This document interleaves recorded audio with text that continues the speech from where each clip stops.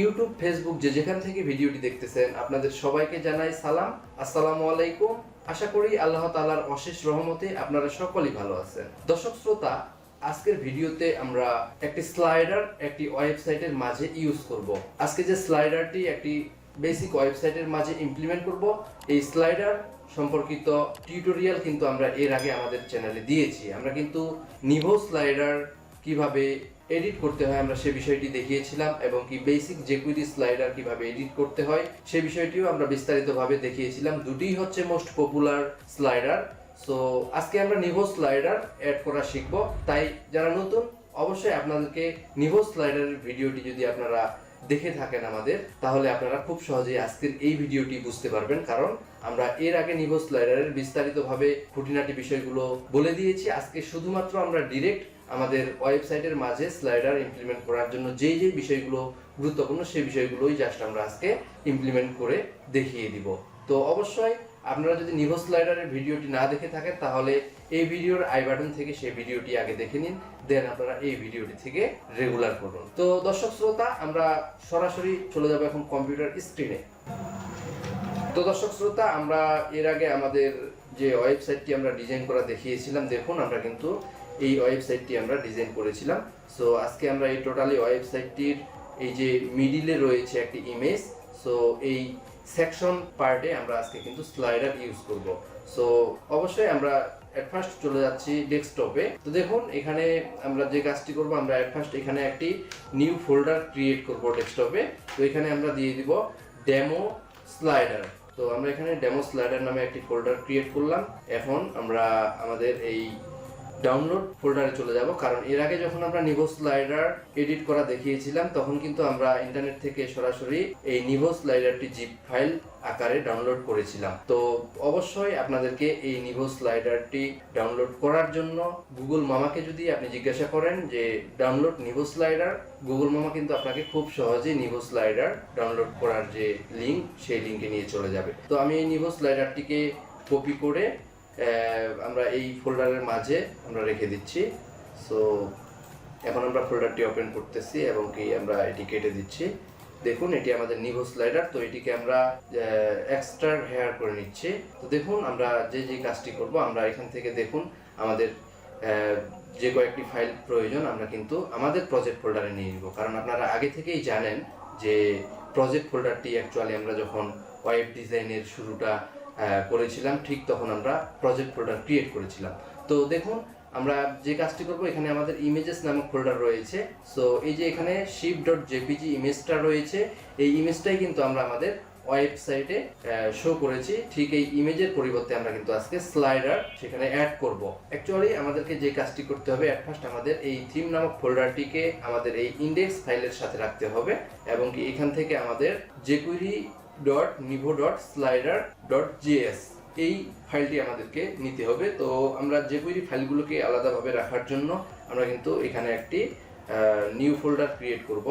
তো এখানে দিয়ে দিব js, কারণ এখানে আমরা জাভাস্ক্রিপ্ট বা jQuery ফাইলগুলোকে রাখবো। সো এই js এর ভিতরে আমরা jQuery.nivo.slider.js এই ফাইলটিকে রাখলাম। তো এখন আমরা এখান থেকে যে কাজটি করব, আমরা ডেমো ফাইলের ভিতরে যাব। এই স্লাইডারটিকে ওয়ার্ক করার জন্য এই স্ক্রিপ্ট নামক ফোল্ডারের ভিতর থেকে jQuery 1.9.0.minified.js এই ফাইলটি আমরা এখান থেকে আমাদের js ফোল্ডারের ভিতরে নিয়ে নিব।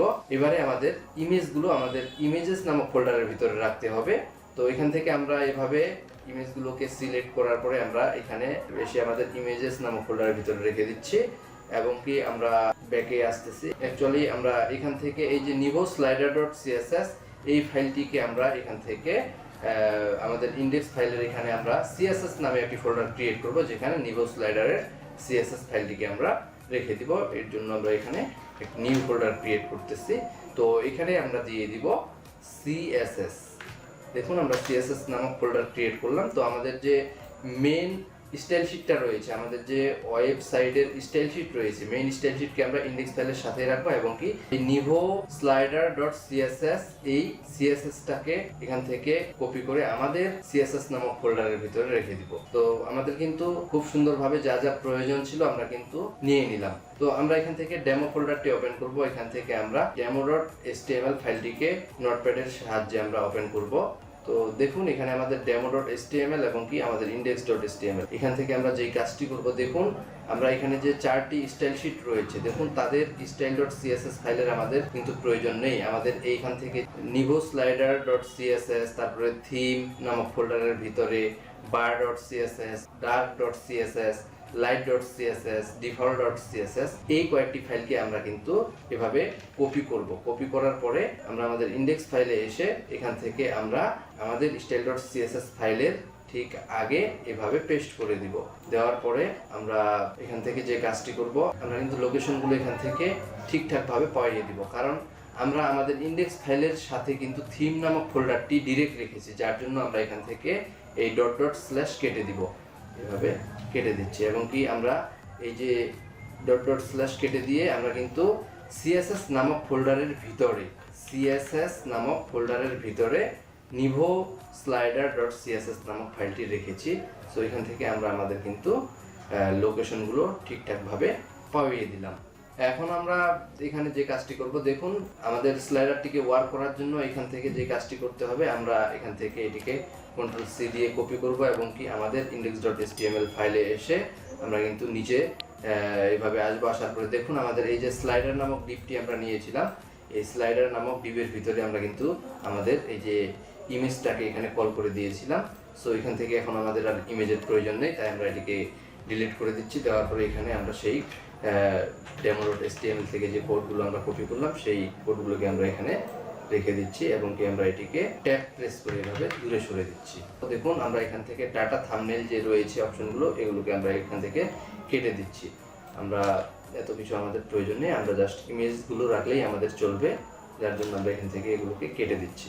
দেখুন আমরা এখান থেকে এই যে ডিপটি রয়েছে এটির আমাদের প্রয়োজন নেই, সো আমরা এটিকে কেটে দিচ্ছি। এভাবে কেটে দেওয়ার পরে আমরা সিম্পলি এখানে 4টি ইমেজ রাখলাম। তো এভাবে আপনারাও এগুলোকে কাটসাট করে নেবেন, সিম্পলি জাস্ট এখানে ইমেজগুলো রাখবেন।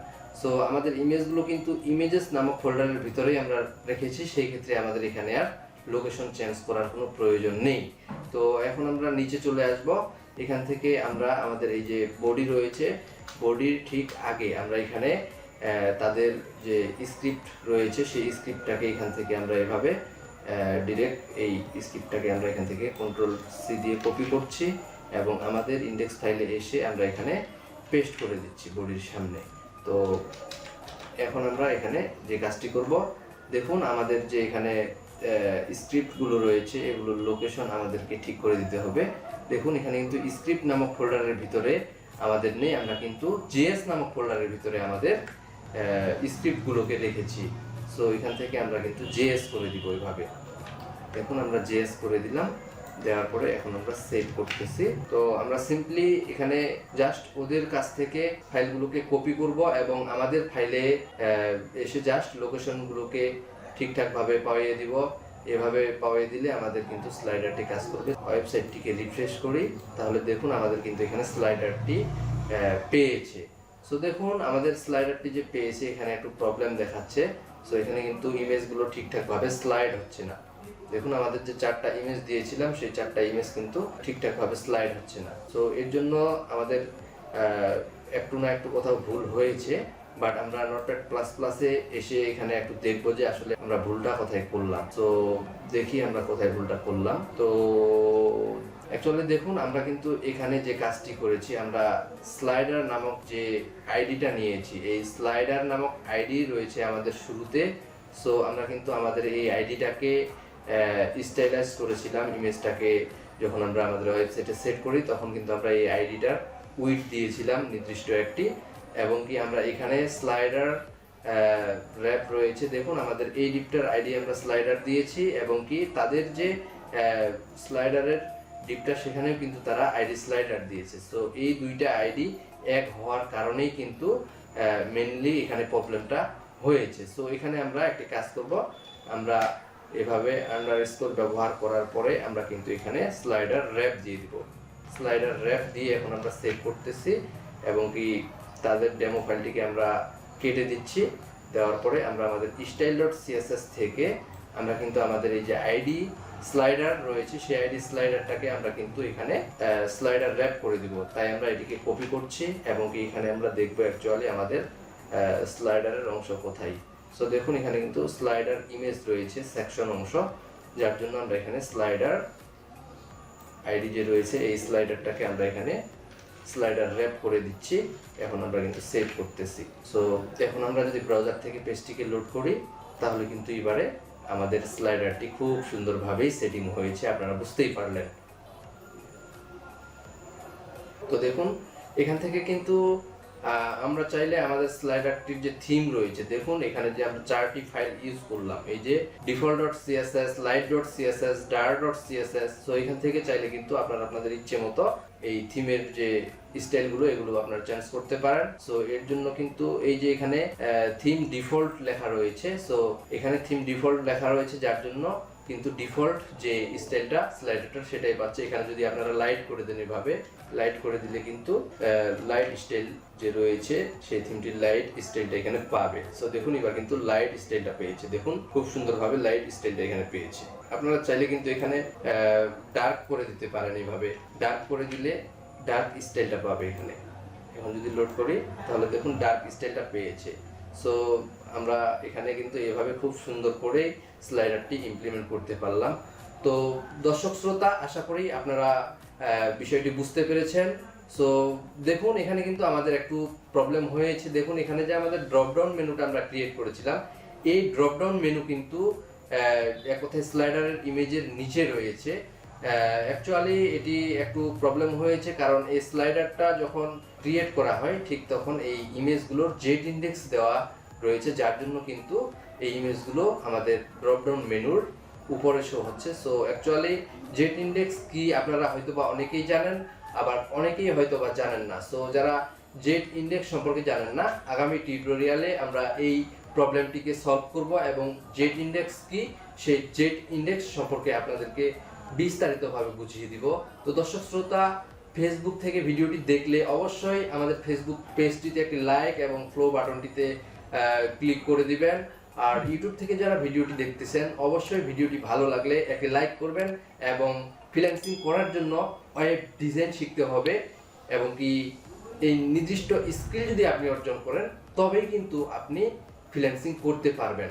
সো অবশ্যই আমরা চেষ্টা করতেছি আপনাকে বিস্তারিতভাবে বুঝিয়ে দেওয়ার। আমাদের সাথে থাকবেন এবং আমাদের আপডেট ভিডিওগুলো পাওয়ার জন্য চ্যানেলটি সাবস্ক্রাইব করে পাশে থাকা অল বাটনটিতে হিট করে রাখবেন। সো ভালো থাকবেন, সুস্থ থাকবেন। আগামী টিউটোরিয়ালে দেখা হচ্ছে, সেই পর্যন্ত খোদা হাফেজ।